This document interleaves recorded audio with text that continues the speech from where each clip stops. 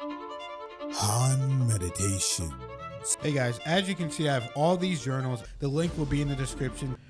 Hello guys, I am Han. This is Kelly. Hi everyone. We are Han Meditations and we're back with another interesting set of videos. Now, how about you find somewhere comfortable to watch, get yourself a nice hot tea, a nice hot coffee, hot cocoa, whatever you like to drink at this time of the year. If you live where we live in Ohio, it's pretty cold out. So make sure you stay warm, guys, and stay comfortable, and let's get right into it.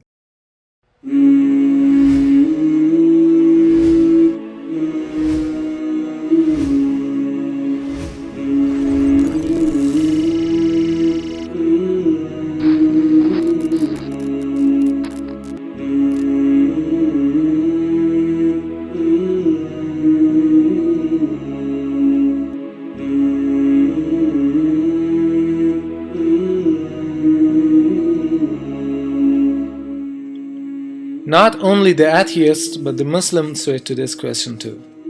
That what was Allah subhanahu wa ta'ala doing before creation? In order to bring yourself in a positive conclusion, first you should know about the concept of time. What is the nature of time? In a common sense, we think that time is the same for all. But science says that time is relative, meaning that it differs from one person to another. What Einstein gave us is a much richer picture where everybody has their own private time, which runs at their own private rate. There isn't time in the sense of a universal tick-tock. There were times. According to Einstein's theory of relativity, there's a relation between time and space. That guy over there would say that I'm not moving at all. But I am. I may not be moving through space, but I am moving through time. I mean, after all, my watch just keeps on ticking and ticking. And as long as I'm standing still, that is, not moving through space, Einstein said that all of my motion is through time. But look what happens if I walk toward that guy.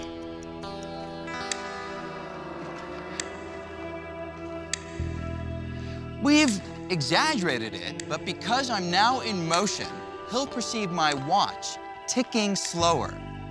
That's because, from his perspective, some of my previous motion through time is being diverted into my motion through space. And it's not just my watch. If we really exaggerate the effect, he'd perceive all my movement, my voice, everything about me slowing down. And now that I've stopped moving, the passage of time on our watches once again agrees. This was Einstein's key insight, that motion through space affects the passage of time. For better understanding of the theory, I want to give an example. Suppose that I walk from one place to another and it will take 1 hour for me to reach the destination. But what if I ride towards the destination by a bike? Let's say it will take 30 minutes. As much as my speed is faster, time passes slower for me. Now suppose that I travel by an airplane at a constant speed. It may take 20 seconds. But if I travel by a speed of light, which is the fastest speed in the nature, then it would take me a millionth of a second. Therefore, if the speed is ultimate speed, then for sure time would be 0.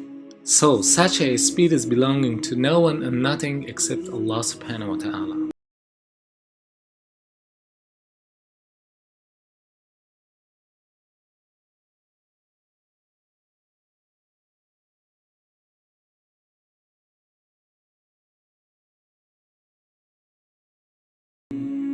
In this verse, Allah subhanahu wa ta'ala chooses the word asra, means the swiftest, not swift or swifter, but the swiftest. So for Allah subhanahu wa ta'ala, time is 0, because He is the absolute in speed. It means time is not passing for Him. Or in other words, time is the creator of Allah subhanahu wa ta'ala, and it is impossible for the creator to be bounded by his creator. It is we who feel the passage of time because we are bounded by time. So the words before, now or after are all concerned with time. And when there is no passage of time for Allah subhanahu wa ta'ala, then there is no before or after for Him. That's why we cannot say what was Allah subhanahu wa ta'ala doing before creation. Remember, it is we that feel the passage of time as a flowing river towards the future, and that is why we have no access to our past and any knowledge of the future. In our day-to-day lives, we experience time as a continuous flow. But it can also be useful to think of time as a series of snapshots or moments. And everything that happens can be thought of as the unfolding of moment after moment after moment.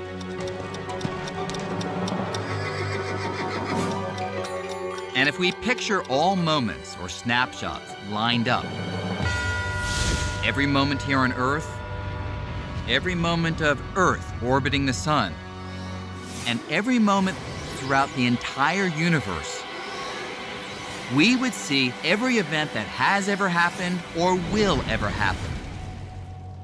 Every location in space and each and every moment in time.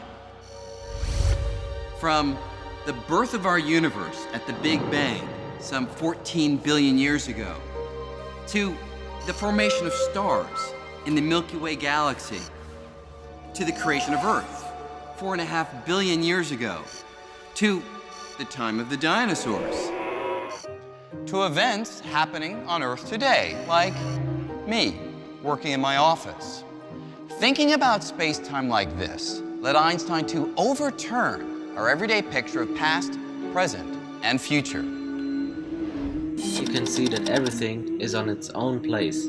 The past is not gone and the future is already there. Not for us, but for our Creator, because time for Him is stopped. That is why Allah subhanahu wa ta'ala knows our future, and everything from the past is recorded by Him. In the whole universe, Allah subhanahu wa ta'ala knows best. That's one of the most interesting videos we have ever seen, because for me personally, I love talking about time. I love the whole concept of it. And, you know, even that information that we just heard right there, that was one of the most shocking facts that we've ever heard about the Quran. But basically, I like how it said before and after are all basically mechanisms of time, and you can't judge Allah by those standards because Allah is not in time. Exactly. And this is the kind of information that I like, because this is what actually helped me create the miracle within myself to heal, because I realized, and I've been saying it for so long, that time does not actually exist. The only time that there actually is here and now. That's why Han Meditations actually stands for here and now. I bet you guys didn't know that, did you? So Han Meditation stands for here and now. And it also is my name. But that's what it stands for, and that's why I created it. But so here we go, guys. If time doesn't exist and the only thing that exists is now, I told myself, and I came to the conclusion that if I tell myself that I am healthy now and I act healthy now, then I will be healthy now forever, to the point where I will never have been sick. Right. That's why if you hear people, if they stop drinking truly, or they stop smoking, or whatever it is that they're doing, an addiction, you stop it right in the moment. You actually become a new person, to the point where you have never done that before, because your past changes, because your present has changed. So I know this is hard for a lot of people to understand, but I love this concept and this information, that if you change your now, then both your past and your future change, because you change now, and the past doesn't exist, and neither does the future, only the now exists.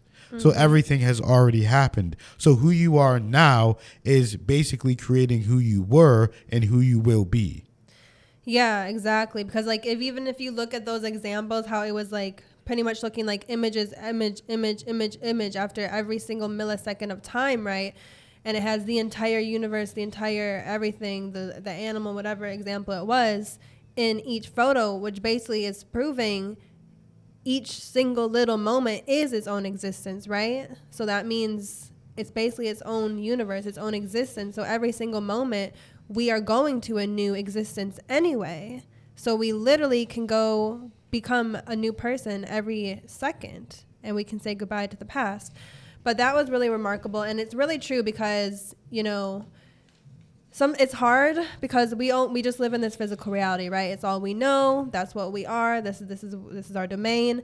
But to think that time really has nothing to do with God, right?